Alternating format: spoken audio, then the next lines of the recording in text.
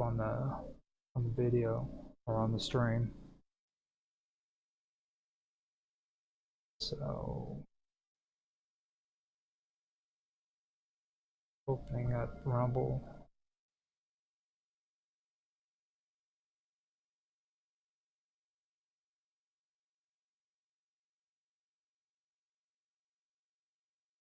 Okay, so I heard it on the stream, which is good. I believe I heard it on the stream. Actually, I gotta turn that audio back up.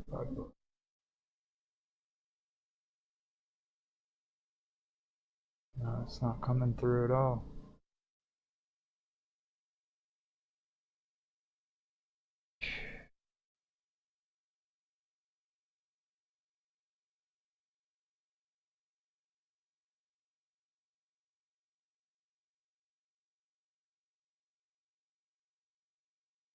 All right, that was it.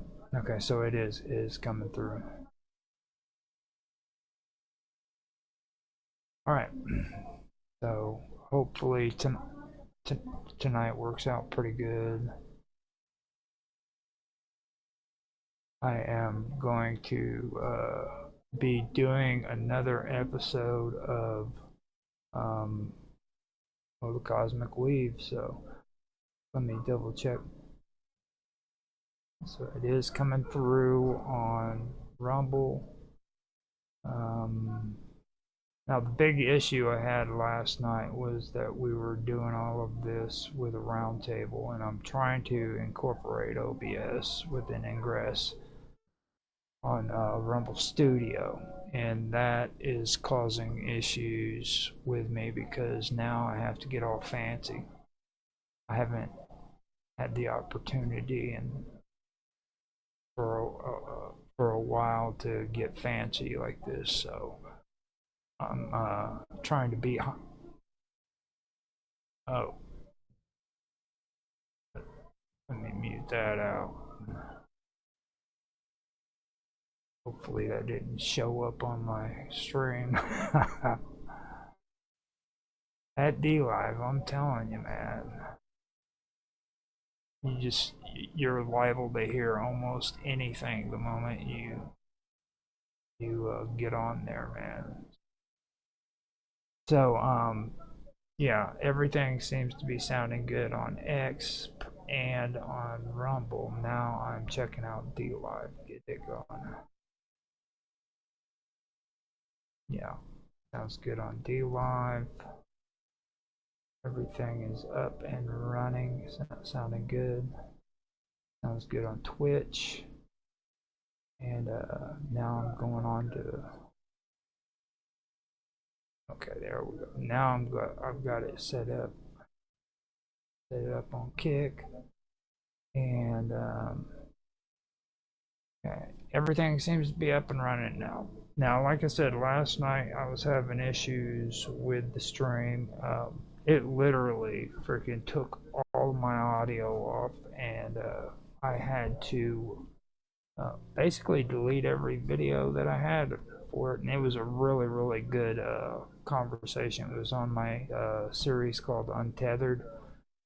I made the topic the internet is a scam, and me, Mark Edworthy, and then eventually Mr. Robot came in, and we were talking some really good stuff. It was about hackers and the history of hacking on the internet, things of that nature, and it all got deleted. It was probably one of the best streams I've ever freaking had, to be honest with you.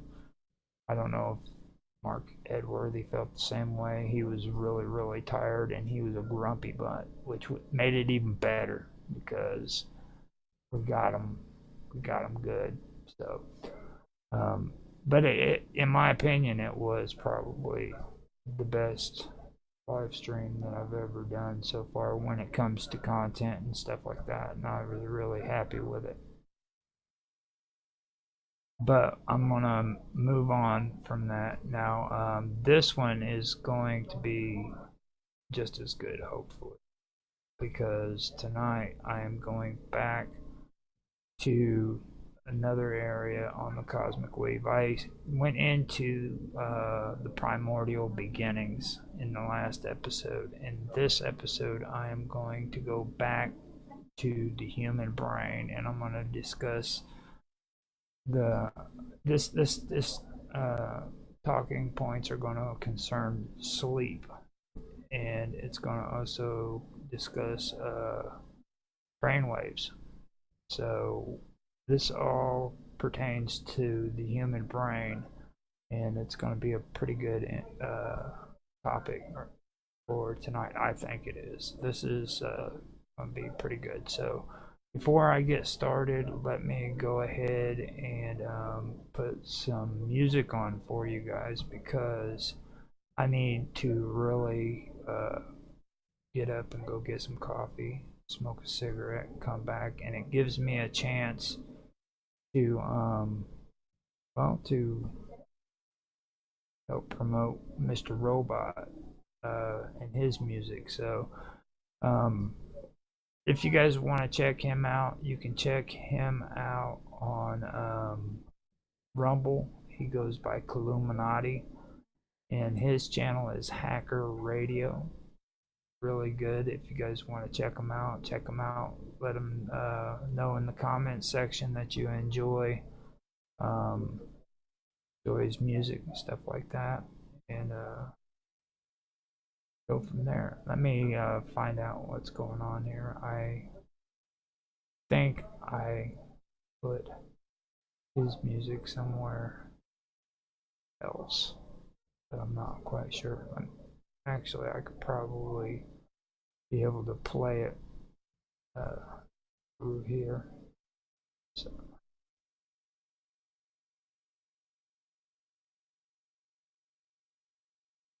actually, probably better not. I don't want to get more feedback. What I'm going to do is just go ahead and play one of mine. I know I have Mr. Robot stuff, but it's a matter of finding it. Wait, actually found it. Okay, so with that, I am going to do the War Machine. Actually, no, you know what? I'm gonna do I'm going to do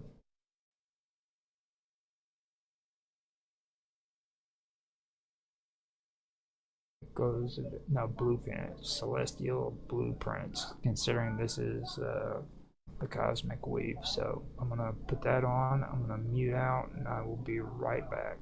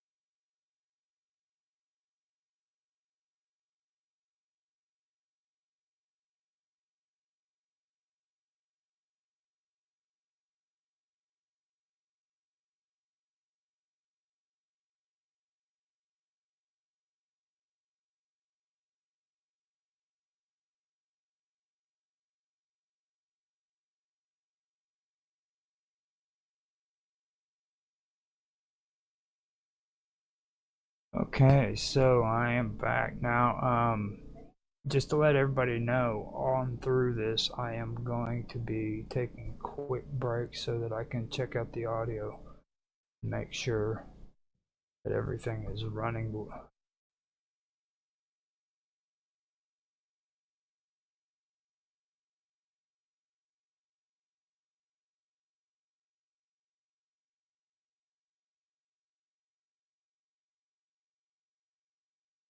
Yeah, see, like right there, there was absolutely no sound, and the music was playing now.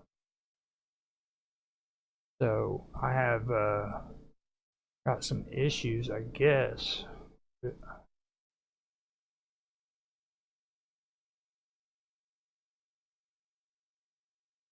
Yeah, so I have issues with this stuff. Something is definitely not right there. Yeah, maybe that has to do with the OBS right there, with allowing it to be heard on the internet. You know, I've got it on monitor off, um, monitor and output. Maybe that'll help it out. Let me see real quick.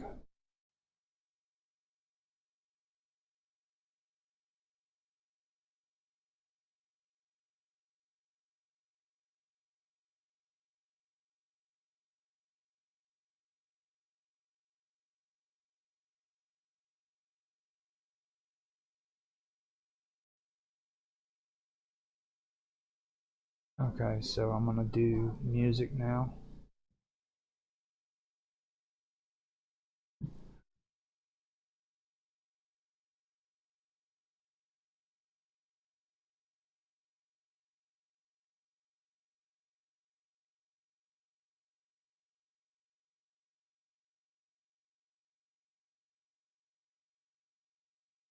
Okay, so let me. Yeah, see, it didn't do it. Just straight up cut off music. Let me go back in real quick.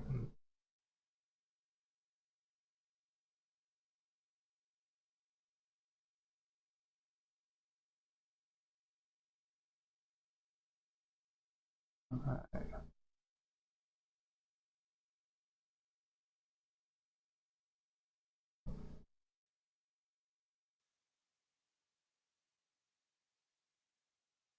And maybe. Alright. Let me see what we got here. Yeah, there we go.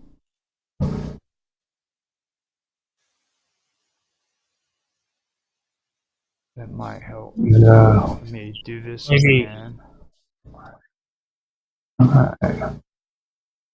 Let me see what we got here. Not a how and what's written. Modern science scratches heads. These structures can't be mimicked. Copper tools, not scholars tripping. Logic thinly stretched and twisted. Ran on all bullets. Maybe. Today's claims can't lift a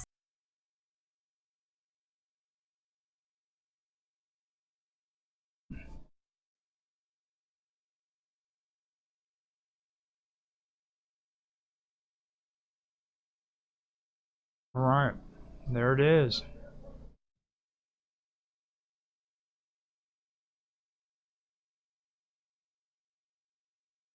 That did it. So we are set. It's good to go, I believe.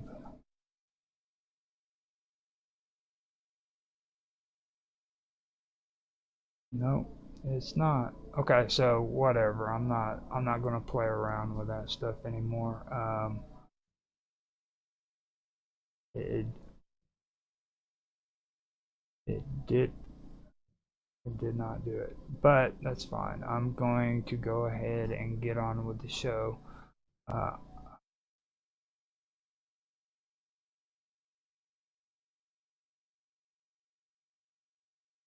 I am going to go ahead and get on with the topic. So here we go.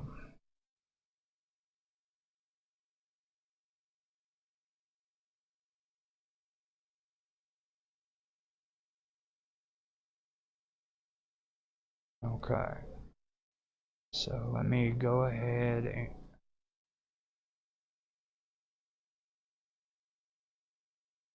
all right.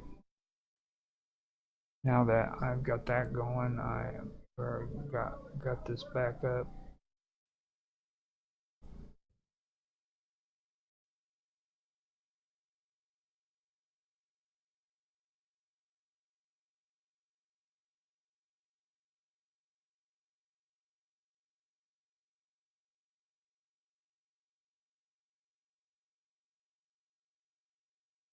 I am going to go ahead and get ready for the show. I've got it all straightened up back to where it was. I'm not going to play around and do this stuff for too long. I'm just going to get it started. Let me go in and do the introduction real quick. And let me just go ahead and do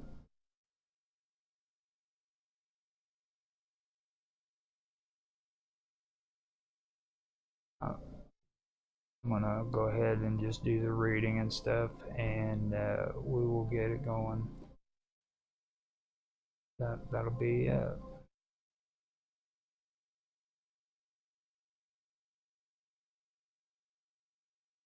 Here we go. So everything does seem to be up and running. It's just a matter of getting it going. I was also unmuted when it came to X. That's where I was hearing myself. So now I'm ready to go. We've got things sorted out. I wanted to just make sure that this was going because it cut off on me right at the beginning of the stream last night. So I wanted to just make sure that that wasn't happening before I get everything set and going. So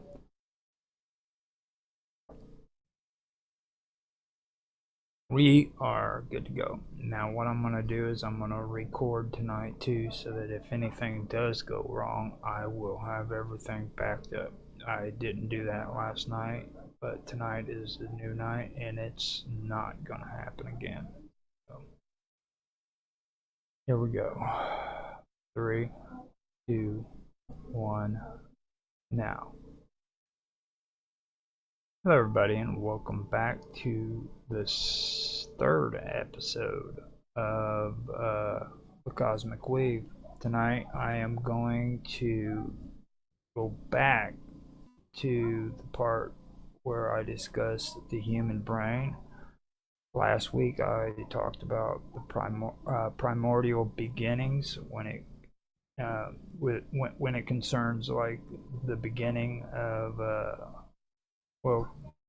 basically the beginnings when it according to ancient myths, lore, ancient religions, whatever you want to call it. Now this week what I'm doing is I'm shifting back to the human brain.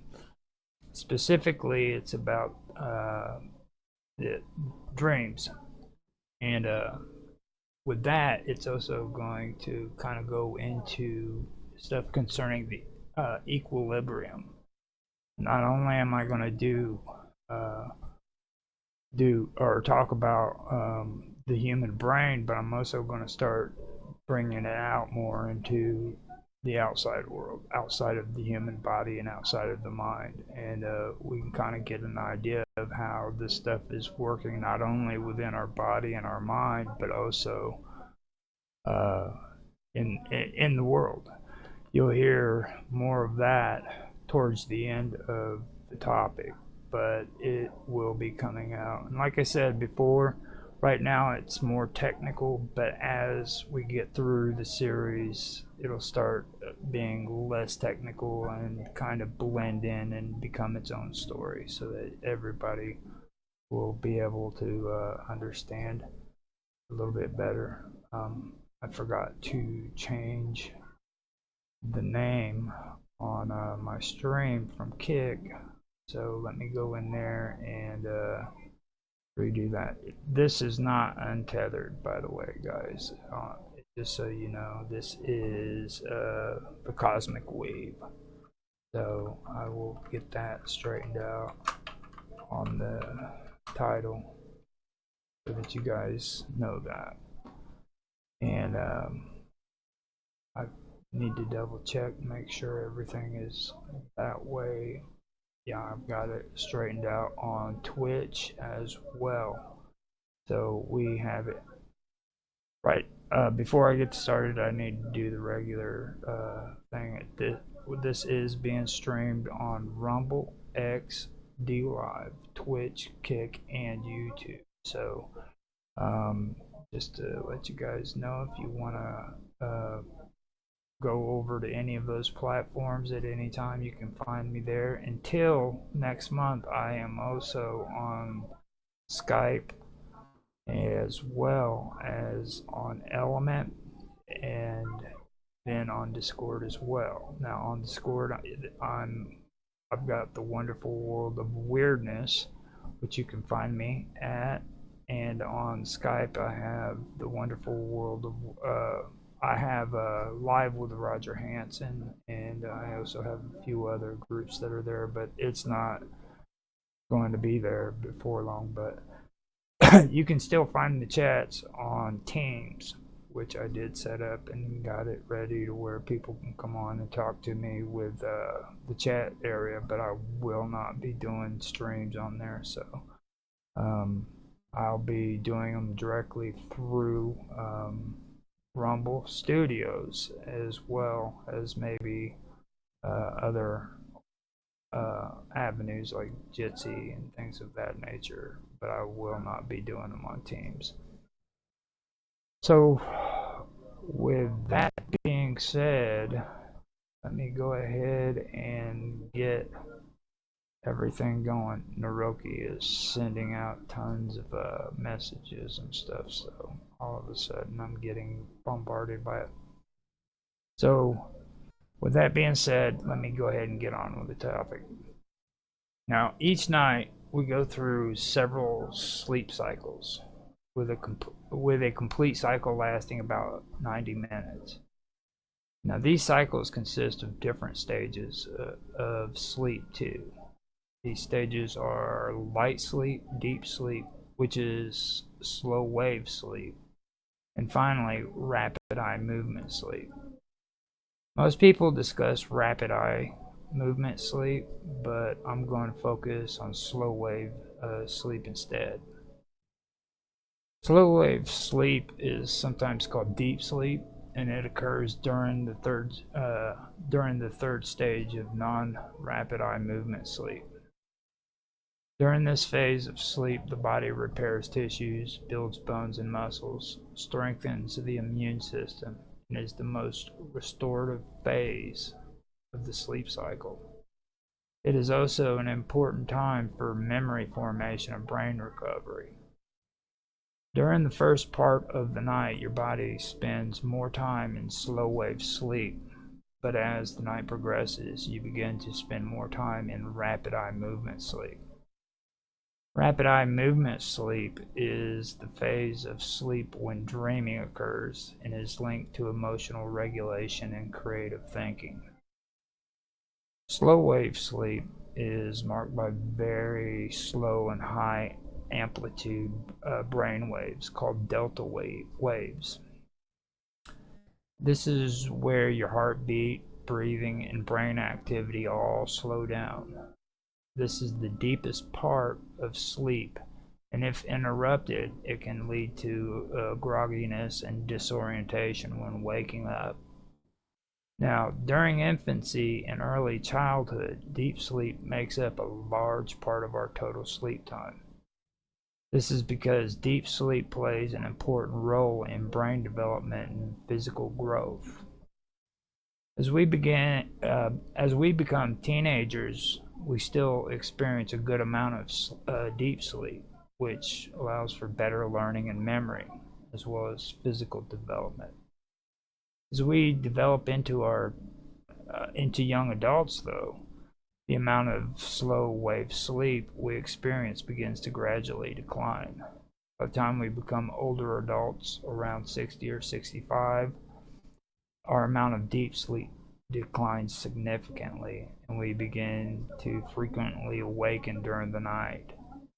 This can result in lighter, more fragmented sleep and may affect memory, our energy levels, and our overall mood.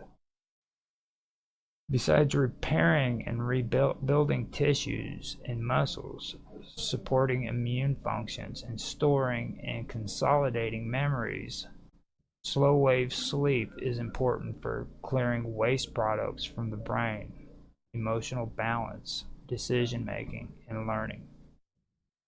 Slow wave sleep, or deep sleep, is the brain's save button for our memories. We take in tons of information throughout the day, and all of this is considered important for keeping when it comes to the brain. When we enter slow wave sleep, our brain begins to sort this information, deciding what to store and what to forget. Memory consolidation happens mostly during slow wave sleep. This is where the brain sorts short-term memories, then stores them within our long-term memories. Now, the hippocampus, or the hippocampus, however you pronounce it, is deeply involved in learning and memory. It works closely with the neocortex during slow wave sleep. The hippocampus, or campus, relays recent experiences to the neocortex for storage, thus strengthening the connection between the neurons. This helps in times when you're studying, practicing new skills, and experiencing something that is emotionally significant. Slow wave sleep helps to make those things stick.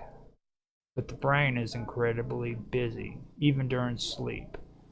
And like a busy system, it creates waste. This includes leftover proteins, cellular debris, and byproducts that can build up and interfere with function. Now, the glymphatic system, a special waste clearance system in the brain, is limited during the day. During slow wave sleep, though, it kicks into high gear as the space between brain cells widens. This allows cerebrospinal fluid to flow more freely throughout the brain, acting as a cleaning agent, washing away waste, including potentially harmful substances like beta amyloid. This keeps the brain cells healthy and functioning properly. So slow wave sleep also physically protects your brain. It also supports long-term mental health as well. Significant variations of delta wave activity can be seen across the lifespan of humans, both in its frequency of occurrence and its amplitude. In infancy and early childhood, delta waves dominate the I have a hard time with this one. Electroencephalographic parts, showing the high demand for neurodevelopmental processes like synaptogenesis and myelination,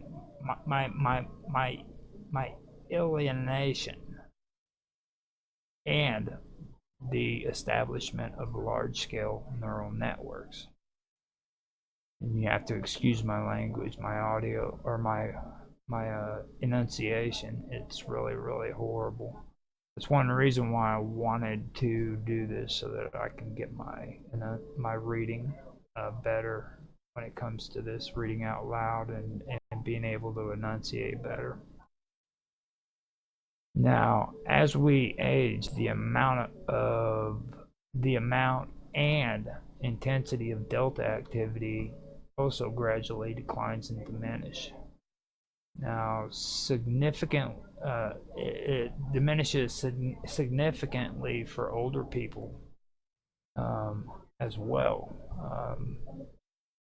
Now, besides developmental trajectory, delta wave activities interact dynamically with other brain oscillations such as theta, alpha, beta, and gamma waves.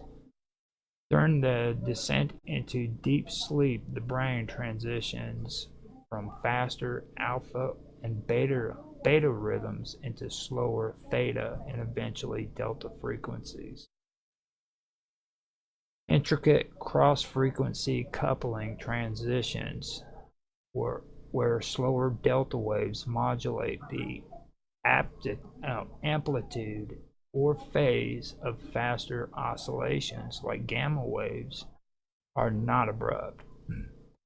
These couplings support information transfer across regions of the brain, which is essential for consolidation and synaptic downscaling.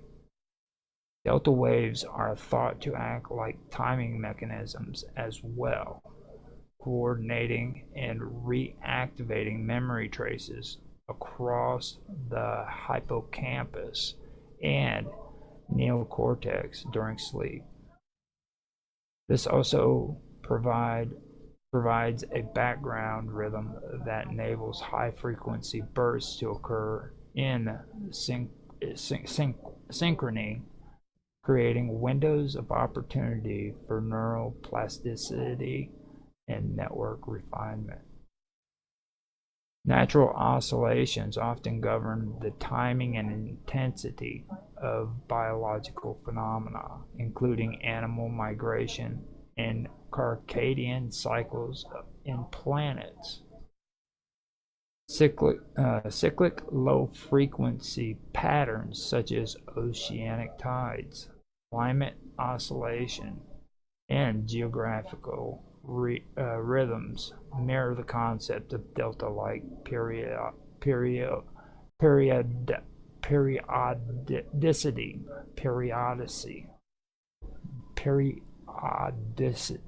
There it is. Periodicity. So it mirrors the concept of delta-like periodicity in the pacing and regulatory influences. Now, in artificial neural networks and computational models of cognitive delta-like waveforms, in artificial neural networks and computational models of cognition, delta-like waveforms simulate rest states or periods of reduced information processing, allowing the system to recalibrate, update weights, or prevent overload. Functions similar to delta wave activity in the human brain. Collective behavior seen in animal groups, such as synchronized movements, shows that slow frequency condition serves as a stabilizing force, showing how delta waves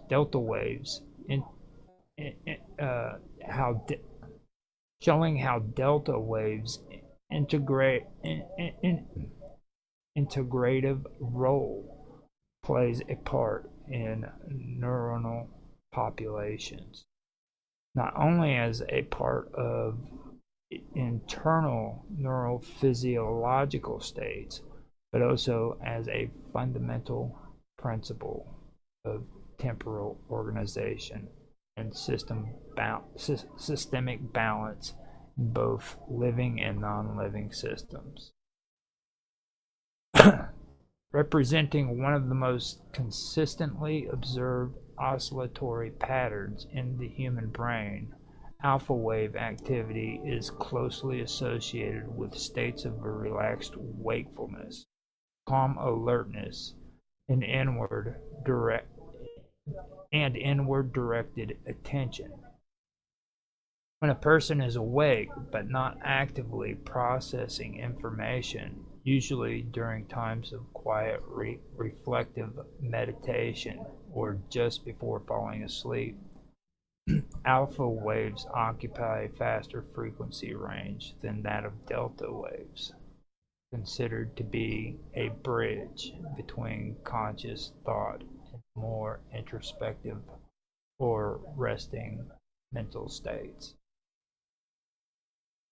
Alpha waves, no, alpha wave presence is notable mostly in the occipital and parietal lobes when the eyes are closed, indicating a state of wakeful rest where sensory input is reduced and internal cognitive processes begin to dominate. Over a lifetime, alpha activity demonstrates distinct developmental patterns. In early childhood, alpha rhythms are not fully developed and tend to be more variable and of lower amplitude.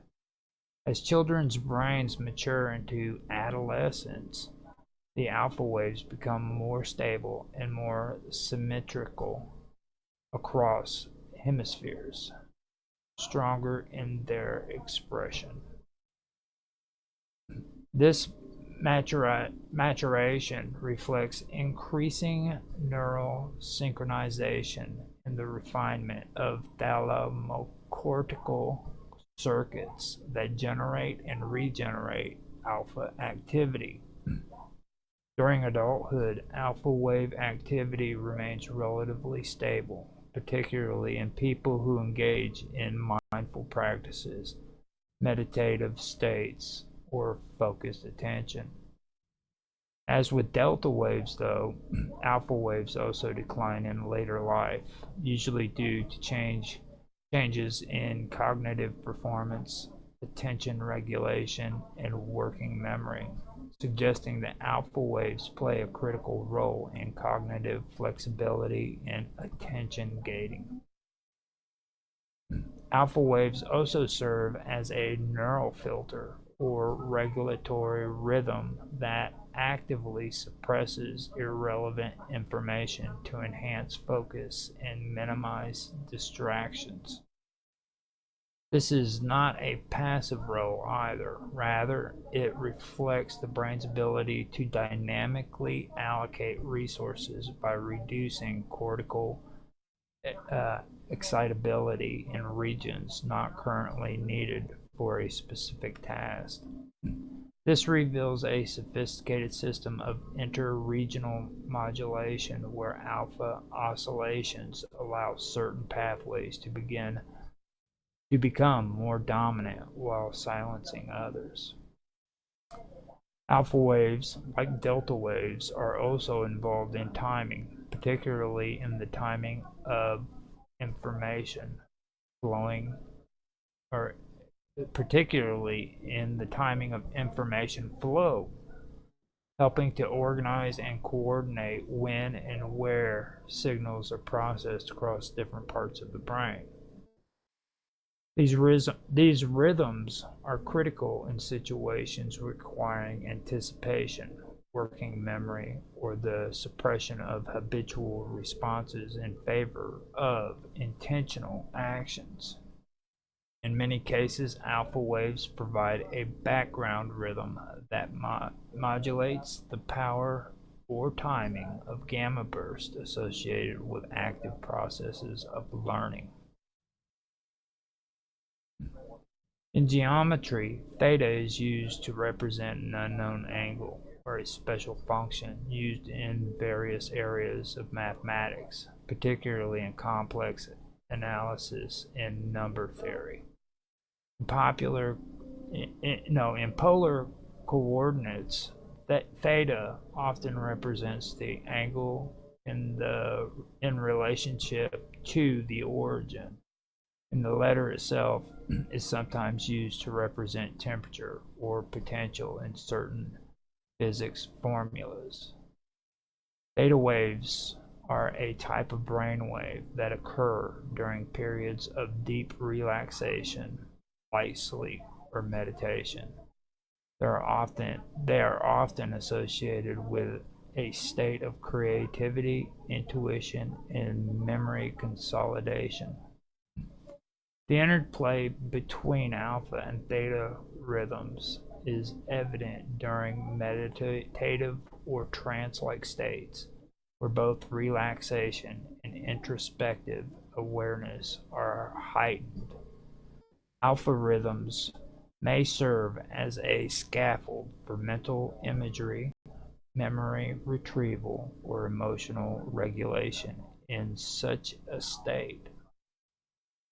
Outside of the brain, alpha-like rhythmic patterns can be seen in systems that rely on cycles of restraint and release, such as biological feedback loops, circadian biology, and certain technological systems.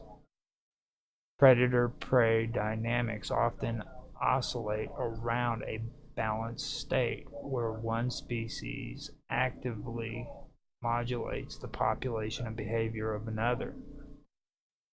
These regulatory cycles mirror how alpha rhythms constrain or permit neural activity or neural activation. In digital networks, processing bandwidth is controlled by rhythmic modulation protocols, which conceptually align with how alpha waves manage the flow of information in the brain.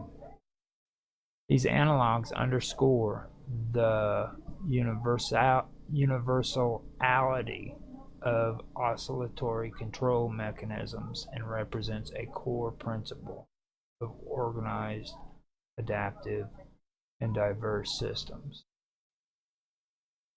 So this is what my talking point is going to be, or what was going to be tonight. I wanted to go through this and discuss it. Last week I was wanting to go through and discuss that too, but I ended up having to stop the stream early and everything because of things that were taking place. And after that, I was really wanting to get back to it. So when I come back into the next episode, I will be talking about some of the stuff that I discussed with the primordial beginnings and things of that nature. But right now, I do want to kind of get into this and discuss this a little bit. Now, on YouTube, we have Joe, and he said, bro. So, hi, Joe. Bro, how you doing, man? Appreciate you coming in and making a comment to us. Let me go and see if we have anybody else making any comments before I get started on anything. Doesn't look like anybody other than Joe came in to say something. Yeah, we have everything taken care of. Thanks for stopping by, Joe. We appreciate that. Now, the one thing that I started out with on this was the sleep cycles. And the reason why I started out on these sleep cycles is because a lot of people don't really understand how important sleep is when it comes to the human body and what it entails when it comes to to just our health, our mental and our physical health. You know, it actually does influence how we behave and everything, and our basic general health when we're sick or healthy and stuff. Now, like I said before, I wanted to focus on slow wave sleep rather than do the REM, because that's one topic that a lot of people really don't talk about, and it's something that in my research I found is very, very important. It's basically, when I say slow wave sleep, I'm saying deep sleep. Okay, you know, rapid eye movement is something that is interesting, but when it comes to this specific topic, deep sleep is very, very important. It and light sleep is also something that I did mention there too. So there's different aspects of it. Now, um, it occurs during like the third stage of your non-rapid eye movement sleep. Okay, and you have it usually takes about 3 hours for one complete cycle to happen when you're sleeping. So that means that it goes all the way through the process, and it just creates a loop, and it does that. There was a few parts in this where I mentioned loops that take place within the brain and how it works. Okay, it has a loop that occurs. You'll also hear, especially with gamma vibrations, okay, or rhythms, or whatever you want to call them.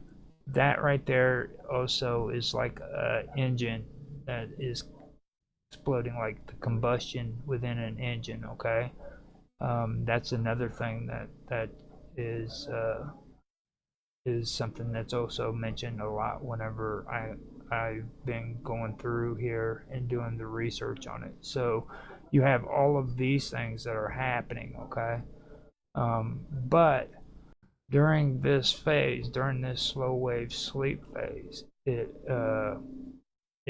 is helping your body repair tissues. Okay, and it's repairing bone. It's literally building bone and muscle. Okay, and it's strengthening the immune system.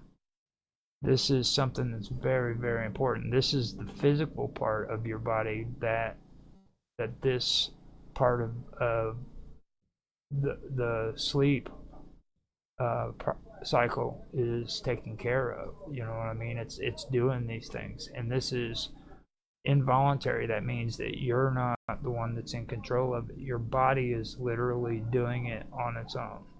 Okay, so while you're running around and you're conscious and you're doing things that you have control over, your body is also working in the background, and it's repairing tissues, building bone and muscles, and strengthening your immune system.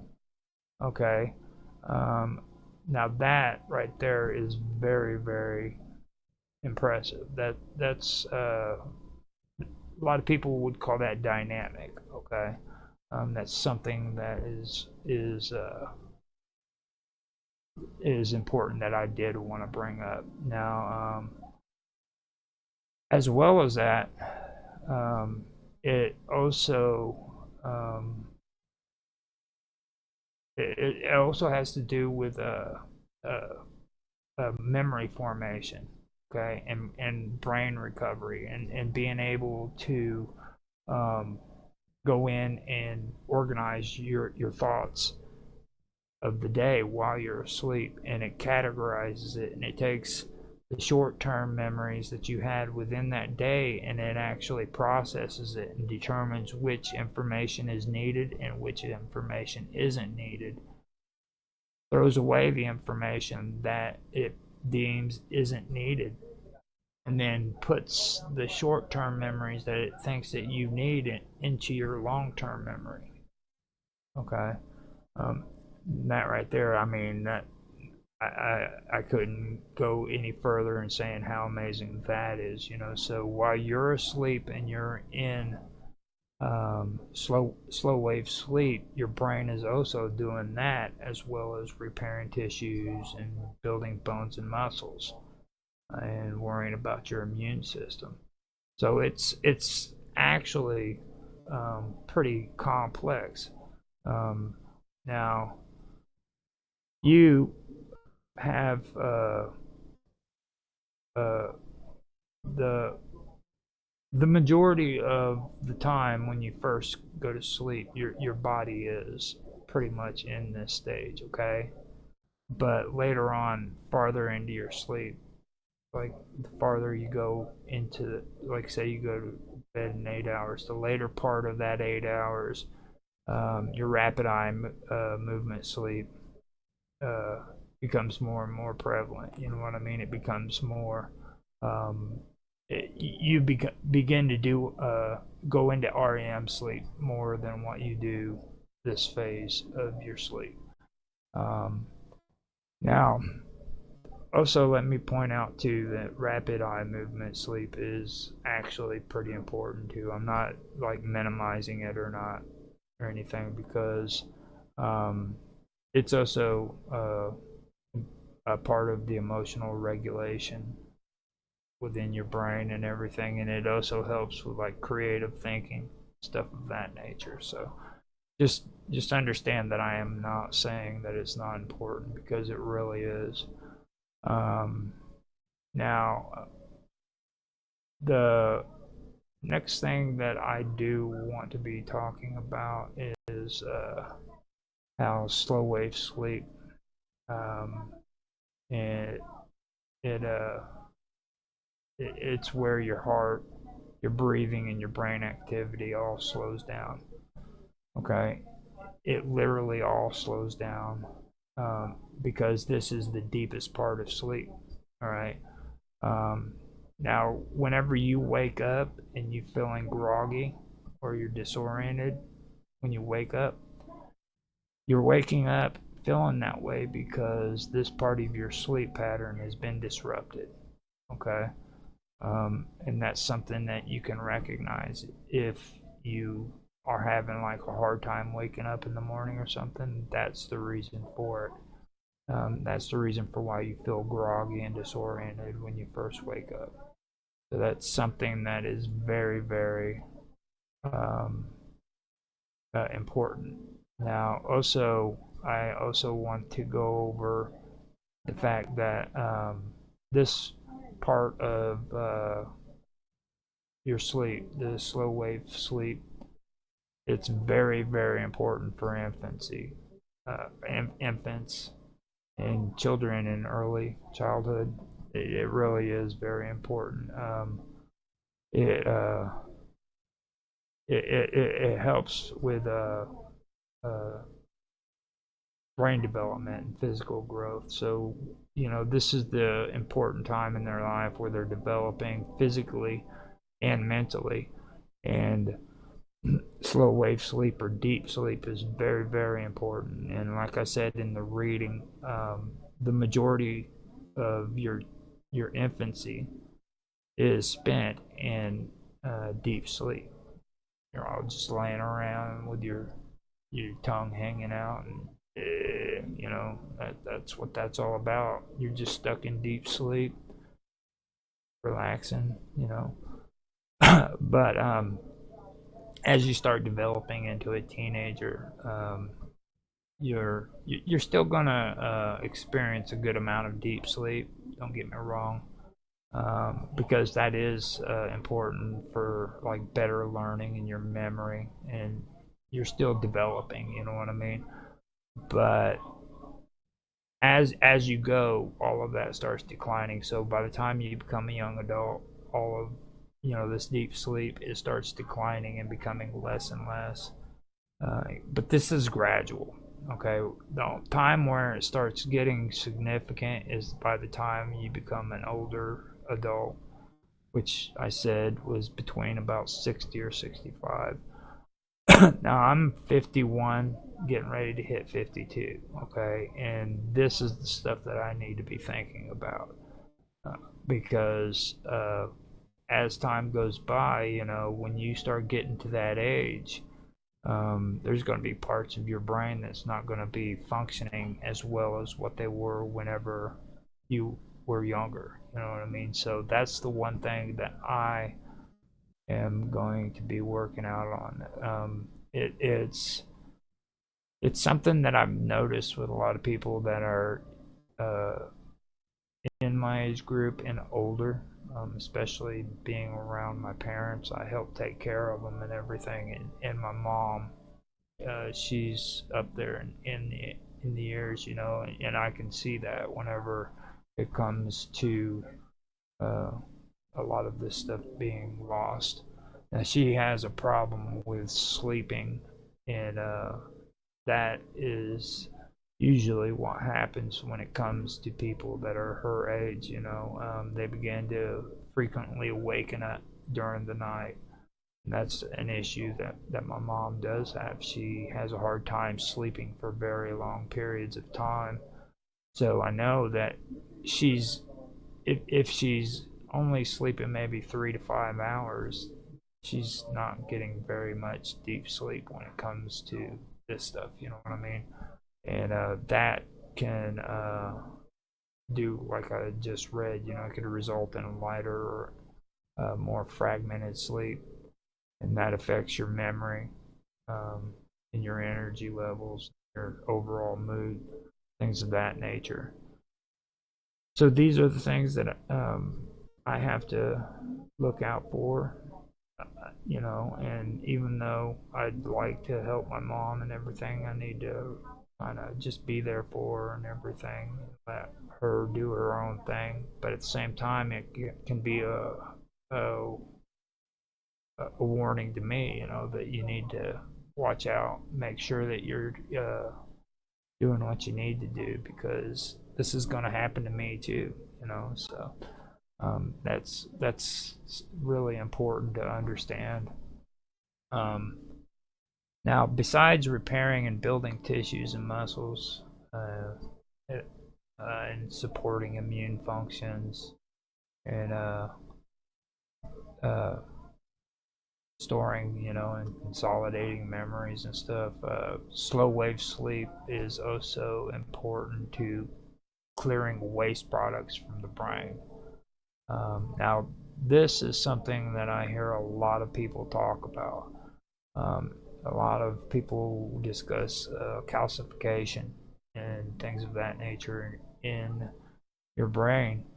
And whenever I'm involved with people who are having this conversation, there's always 3 or 4 different people out there who has their opinion, saying, "Oh, you're just a quack, you're talking about it, just nonsense and stuff." But no, they're not.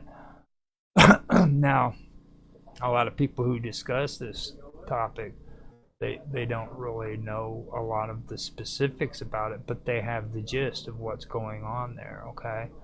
Now, the way that you can deal with a lot of this stuff is, first, don't put a lot of stuff into your body that doesn't belong there. That's the first thing you do. But another way of dealing with it is good sleep, proper sleep, because when you are in this state of sleep, slow wave sleep or deep sleep, okay, it helps clear waste products from your brain. I mean, it goes in there and it just washes it away. And not only that, but it gives you emotional balance. It helps you out with decision making, and it helps you out with learning. That's one reason why I am personally against hospitals giving drugs to children for mental problems, because I don't feel that that's healthy for the child, especially during a time when they need to be developing both physically and mentally. I've had conversations with tons of nurses who agree with me. Well, I ain't gonna say tons of nurses. I know I've had conversations with at least 3 or 4 of them that really do agree with me on that, and these are nurses. So that's just my take on it. Not telling anybody that that's something that you should do, because I could get in trouble if I say that. So I need to be careful about not trying to give advice to people and tell them what's good for them and what's not good for them. But that's just my take on it. Now, the thing about the brain is the brain is basically our save button, and that was the best way of putting it in the stream. It is really our save button. That's something that really stuck out to me. And it's a save button for our memories.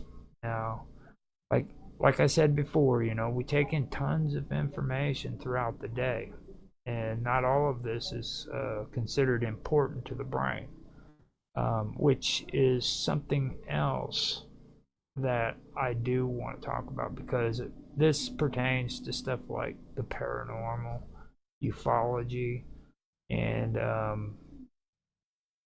ancient mythology or ancient religions, all of it, and the question that comes to my mind is, okay, are we really seeing what we're seeing? You know what I mean? Like when you look up and you see a spaceship or a flying saucer, are you really seeing a flying saucer, or is your brain actually filtering out what it feels that is necessary for you to see and not necessary for you to see? Is it acting as like a gate, a gatekeeper, basically, determining what it is that you're looking at, and if you're actually capable of comprehending what it is that you're looking at? You know what I mean?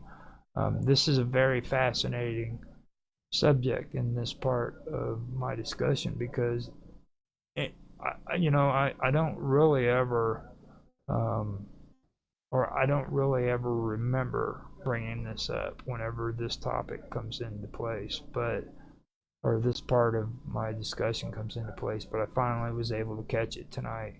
And the reason why I think that it's very important is because there's a lot of people, or there's a few people that I know of who are into parapsychology, and they discuss that.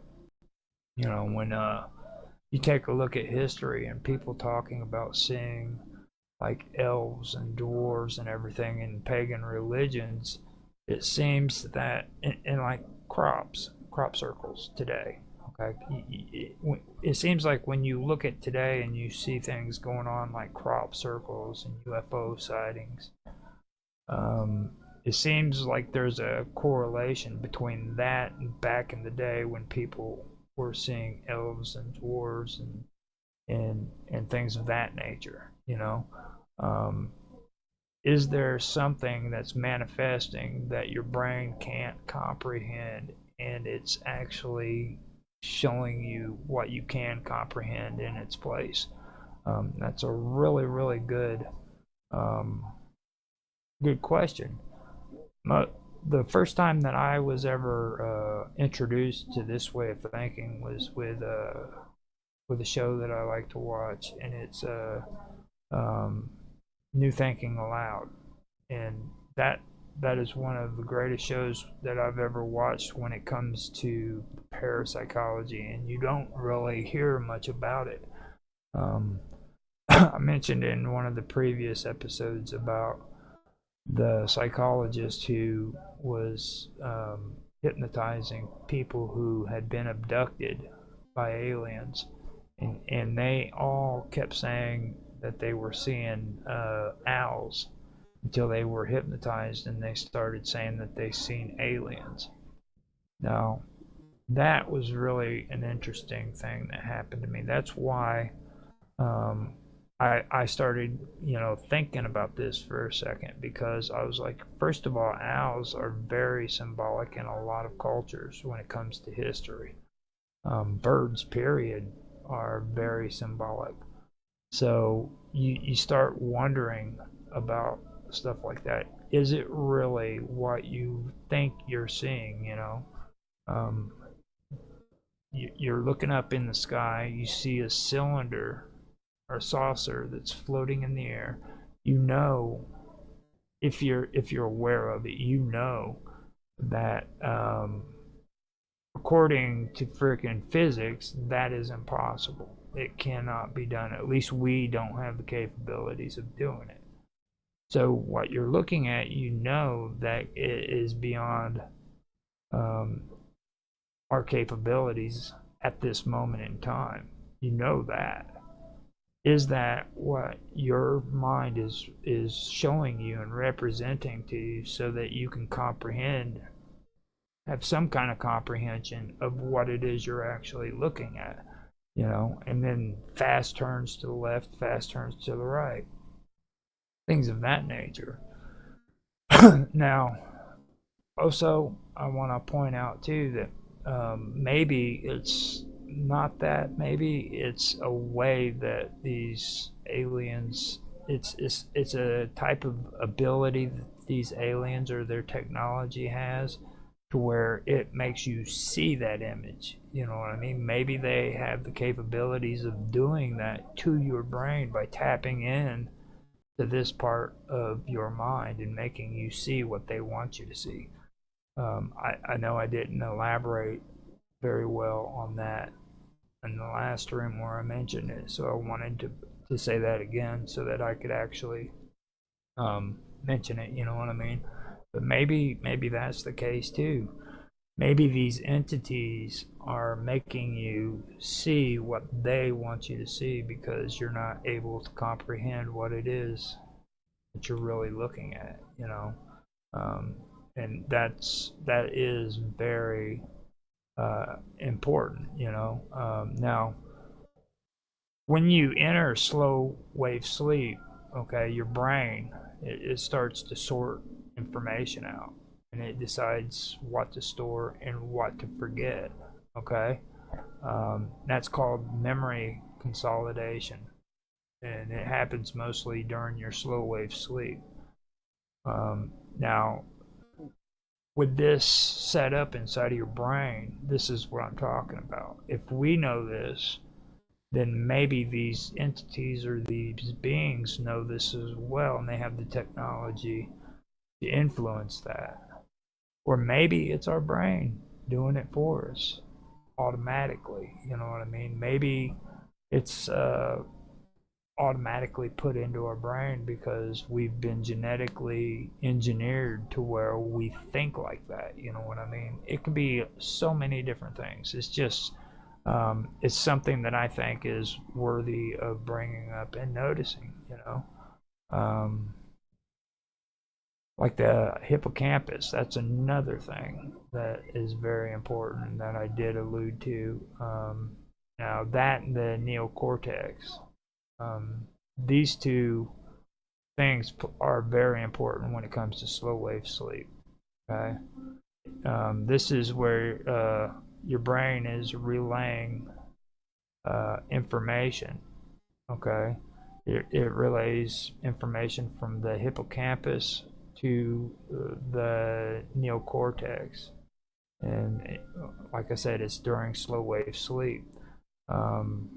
Now, this is like recent experiences and stuff like that, you know, and your these incidents uh, are stored within the neocortex. So that makes me think of lost time. You sit and you listen to people who talk about abductions and everything. They always talk about time that comes up missing or is lost. This could be another situation where it relates to what I was just talking about. You know, these are all parts of the brain that aren't science fiction. They aren't conspiracy. They aren't paranormal. This is actual scientific data that I'm bringing to you. If you don't believe it, search it out yourself. You know, it's right there. It's in black and white, and you can easily find it on your own. There's no problem with searching it out and finding it for yourself. Now, this also gets into the cosmic weave. Okay, now that the hippocampus relays recent experiences to the neocortex for storage. Now, when it does this, what it does is it strengthens the connection between neurons. Now, neurons, okay, are like little relays that are up inside of the brain, and they're firing off electricity. This is where I get to finally talk about this phase of the brain. Now it's firing off these electricity or vibrations or waves, whatever you want to call it. It's releasing it. Okay, rhythms, you know.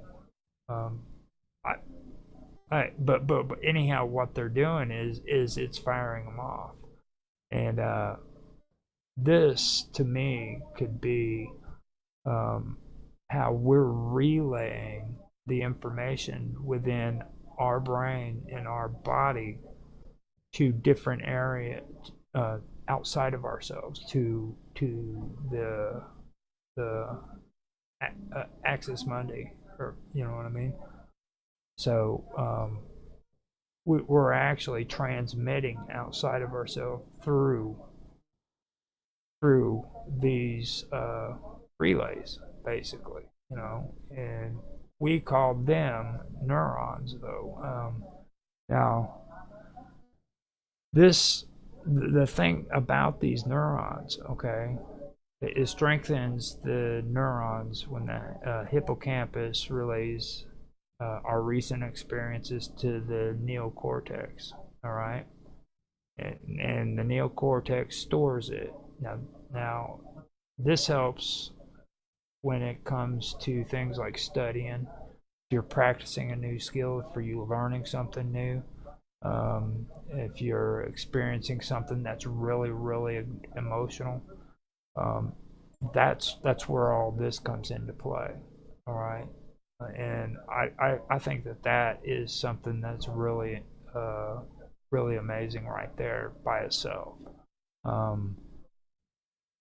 Now, the thing about it is it's like the slow wave sleep. It helps make this stuff stick, makes it to where it stays in your brain. Okay, so when you go to sleep and you're in this slow wave sleep, all of this stuff is retained. But like I said, the brain is increasingly busy. Okay, and that's even when you're asleep. So you've got a busy system, basically. Okay, and with this busy system, it creates waste. So your brain is sitting there and it's sorting out, okay, this is useless, this is useful. It's going to store this, and it's not going to store that. Now, I've already covered my whole thing about storing information, and if the brain is doing it, or if some outside force is making it to where you're losing information when it occurs. I've already covered that. But this is the point right here when you're asleep, where it sorts out waste, and this includes proteins, cellular debris, and byproducts that build up, and it interferes with your brain's function. Now, this is also, again, going back to what I was talking about when it comes to calcination. I have a calcification or some shit like that, but it also refers to that. So when you're in this state of sleep, it's actually being cleaned out, and that's through the lymphatic system. This system is in the brain, and it's during the day it doesn't work very much, okay, but during the slow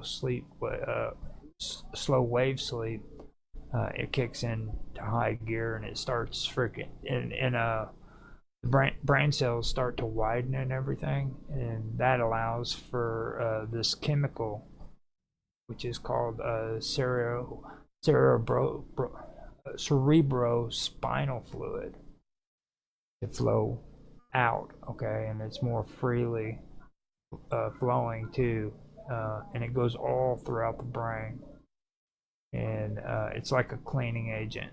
It just washes away waste.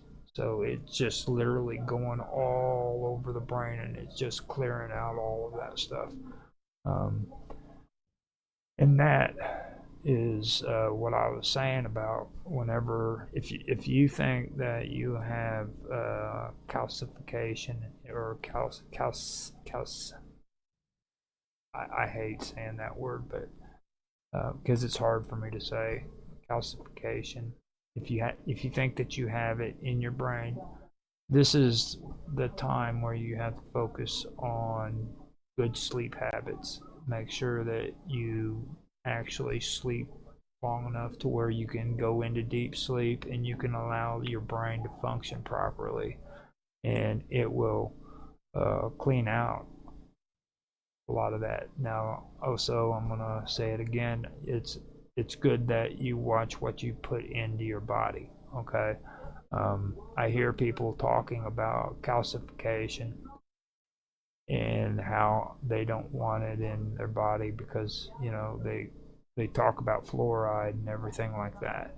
But then at the same time, they go and they smoke dope, and then they drink alcohol, and then they freaking eat bad foods that are just horrible for you.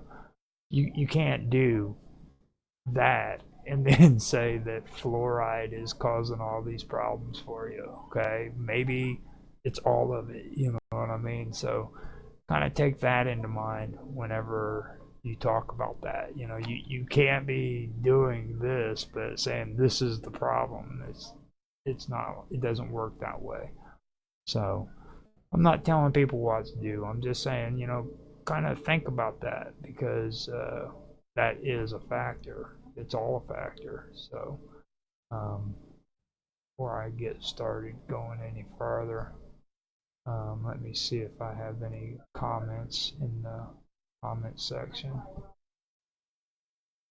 Yes, I have actually gotten through most of this without any comments other than Joe saying hi.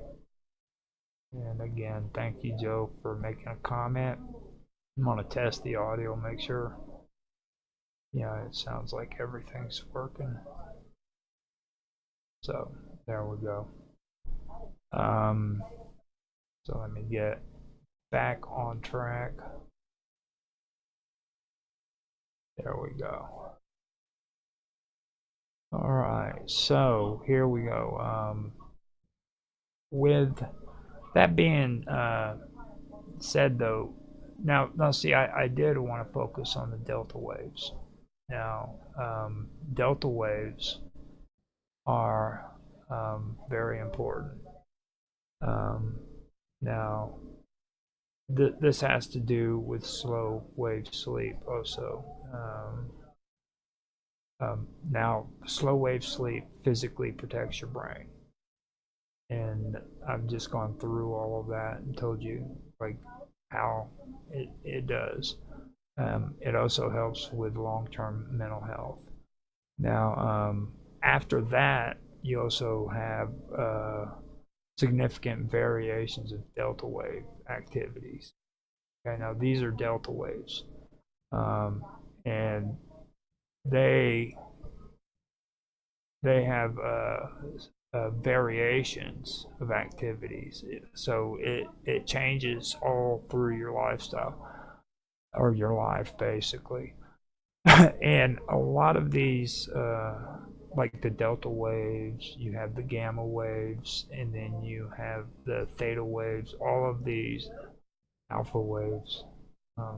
Well, I think I already said it, but these kind of like go according to, or they are actually line up with your sleep, your the way you sleep and stuff like that. It's really strange how they kind of align with one another. That's the one thing that I did catch on to that was very, very distinct.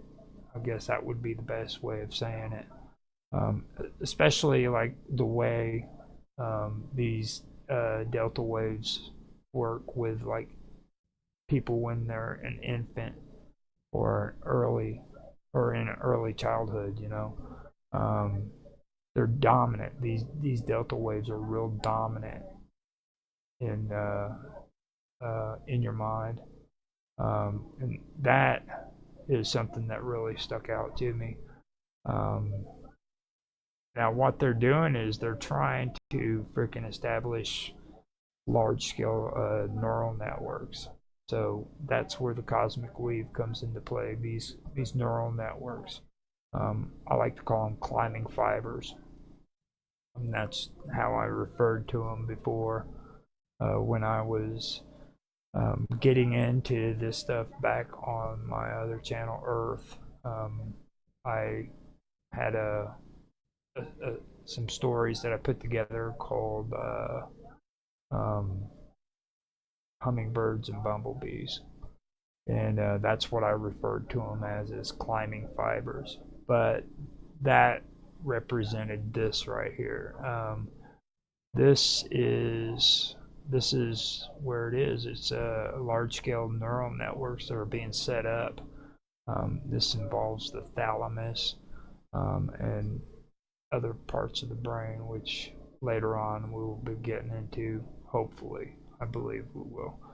But I wanted to talk about delta waves and just waves, period. The waves that are being that are right within your brain, you know. So as we age, the amount and intensity of delta activity starts to decline and diminish, just like the slow wave sleep. And that is something that goes along with what I'm saying. They kind of correlate with one another, you know what I mean? So you do have that going on. Now, besides developing trajectory, delta wave activity interacts dynamically with other brain oscillations such as theta, alpha, beta, and gamma waves. Now, I did mention a little bit of gamma waves. Don't get me wrong. And if you notice, I didn't mention beta at all. Now, what I did mention was alpha and theta and a little bit of gamma waves. And I did that for a reason. Okay? Now, these pertain to the human brain, sleep, and the cosmic weave. Okay? Maybe later on, if I find more things that make beta waves more important to it, then I'll contribute to that. But these waves, though, except for the gamma waves, don't get me wrong, that's, like I said, that is like the car pistons that are exploding. Okay, that's not the same as what I'm getting ready to say. But like theta and alpha is very important because they have to do with the more meditative parts of the brain. You know what I mean? And you have something that's going on within your brain. There's a cross frequency coupling.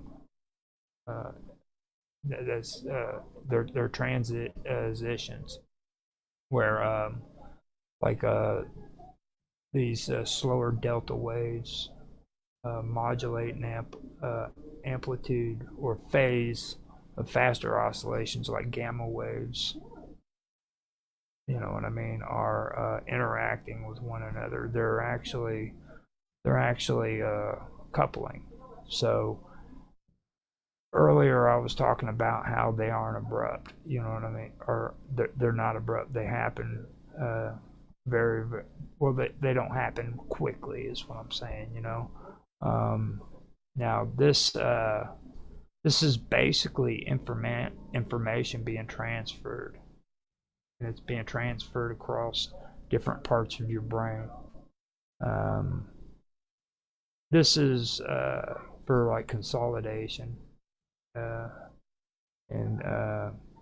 synaptic downscaling. Now, with the synaptic downscaling, I want to get farther into that later on, but I don't know for sure if that really pertains to what it is I'm trying to get at when it comes to this stuff. But this coupling is the information transferred across different regions of the brain. And that coincides with what I've been talking about with cosmic weave, okay?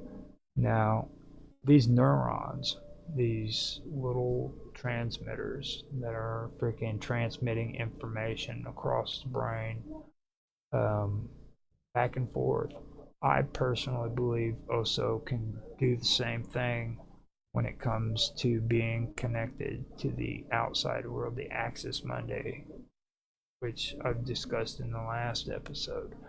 And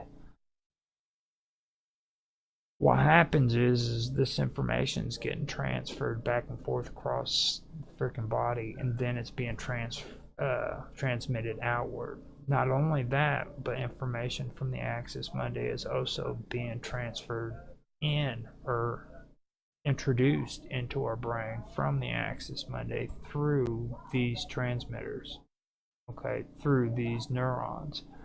And that is through these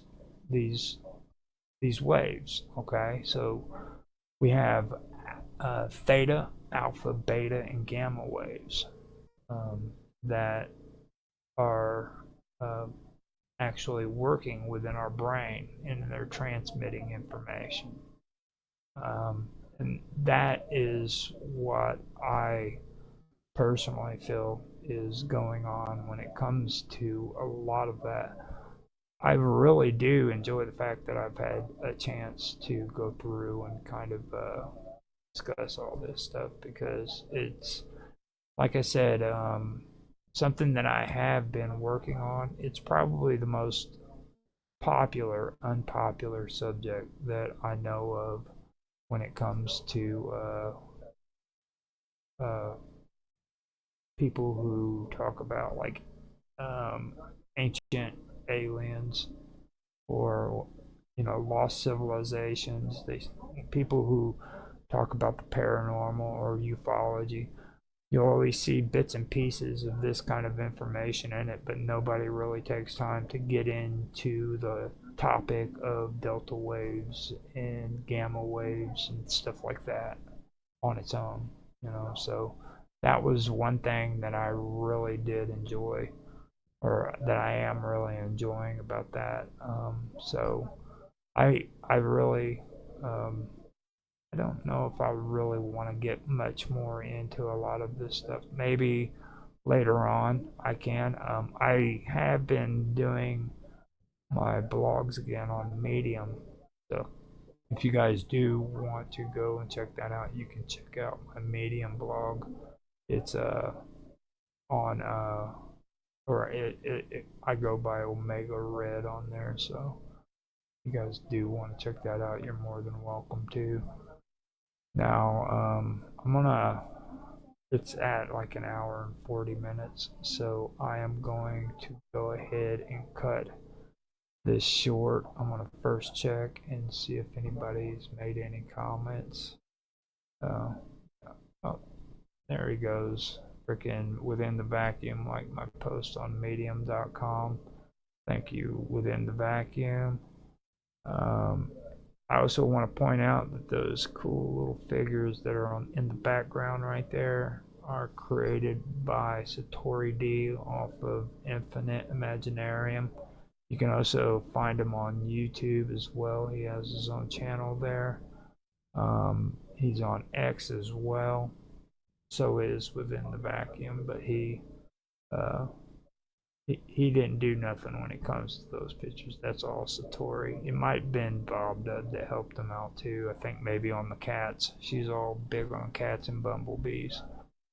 So, but that was him that I wanted to say that, and all that back behind there is what I created, which I just now realized it's kind of slanted. I think it is, but I'm not sure. But anyhow, that is created by Satori D.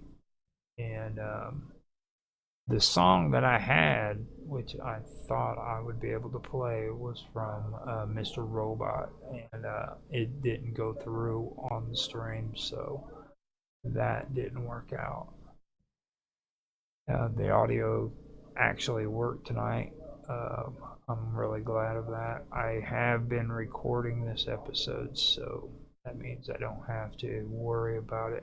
Well, I might have to download it if this didn't work with my OBS for some reason, but it seems to, everything seems to be working out. It was, I think the biggest problem is I had to figure out a way of doing a roundtable with Rumble Studios while at the same time streaming to other platforms. And I was wanting to set it up to where I could do Rumble Studios separately from the other platforms. And to do that, I had an ingress address on Rumble Studios that I put on my OBS, which I'm using right now. But when I do that, I have to back out of the stream on Rumble Studios so that I can so that I don't get like reverb and echoing and stuff like that, because I can't mute out the audio that's coming out or make it silent to where it's not seen. So it's gonna go back into my OBS and create an echo. That causes a problem if there's more than one person on the stream. So that is something that maybe eventually sometime or another I can work out and get straightened out, but I don't know for sure. Tonight is one of the streams where I can actually do it by myself and I don't have to, or I don't have anybody else on there with me. So yeah, that's basically the gist of all of it. I'm sorry if I bored you guys, and I appreciate the 2 viewers on Rumble who came in to see me. The 2 viewers on X, thank you. I can't tell how many people are actually on D Live, but if anybody's on there, thank you for showing up. And I think that's it. Let me hit refresh on Kick. Yeah, it's just 1 viewer on Twitch and Kick. That's probably me. We did get 80 views on YouTube, so thank you everybody at YouTube who watched my stream. We are streaming on Rumble, X, D Live, Twitch, Kick, and YouTube. So with that being said, I'd like to thank everybody for showing up and watching my stream. Please like, subscribe, share, make comments. I love comments. I love feedback. As long as it's feedback, don't be trolls, you know what I mean? Don't be a dick. Just try to be respectful and give positive feedback. If it's negative feedback, just don't be horrible about it. Just remember, we all think different. You know, what you believe and what I believe might not be the same thing, but the way we behave about that situation is what determines what's important and what isn't. So keep that in mind when you're talking to people and you're trying to be concerned, conscientious person in the world, you know. With that, I am going to go ahead and quit streaming because my recording says that it's at 1 hour and 16 minutes, which means I've accomplished my goal. I hope you guys enjoy your night, and sorry for doing this so late, um, but I think it was worth it. With that being said, good night.